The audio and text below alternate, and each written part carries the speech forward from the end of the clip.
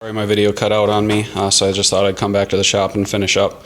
Essentially, I was just going to do a quick recap. So you take that 1/2 inch lock nut off, set that aside. You go ahead and you take the actual knock sensor off of the stud and just let it dangle.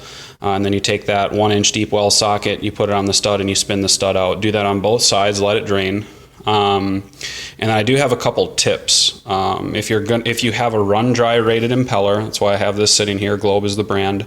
100J is the model for my particular year of boat. I do have an 06 23 LSV Malibu Wakesetter. So if you happen to have the same boat, that'll definitely work for you. That's for the 350 Inmar. I don't know if they change pumps versus the engines, but anyways, if you have a run dry rated impeller, after you drain both sides completely, go ahead and fire up the motor while it's out of the water for a couple seconds until you see the drain block stop peeing out water.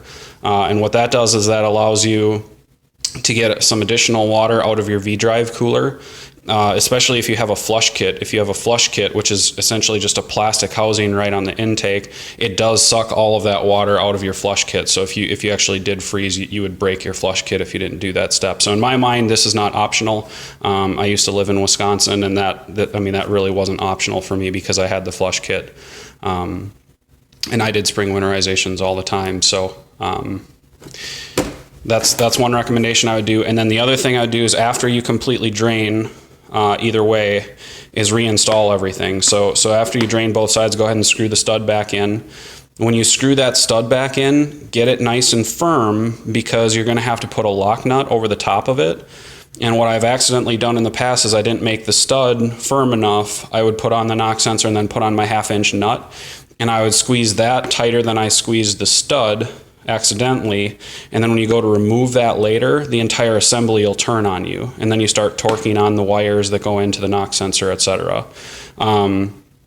And the reason that I recommend you reinstall everything, so you'd put both studs back in, reconnect the manifold crossover hose, is because the engine block will scale over and rust if you don't reassemble them right away.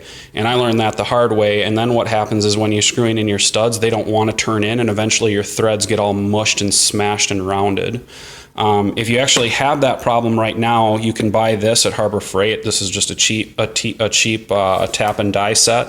Obviously use the appropriate size tap, but then you can just run this through, and it's called chasing. You're not really cutting threads because they're already there, but you just run this through and re-chase it out to clean out the scale. So if you're already up that crick, that's how you can fix it. But those are just a couple suggestions I had to keep yourself out of trouble.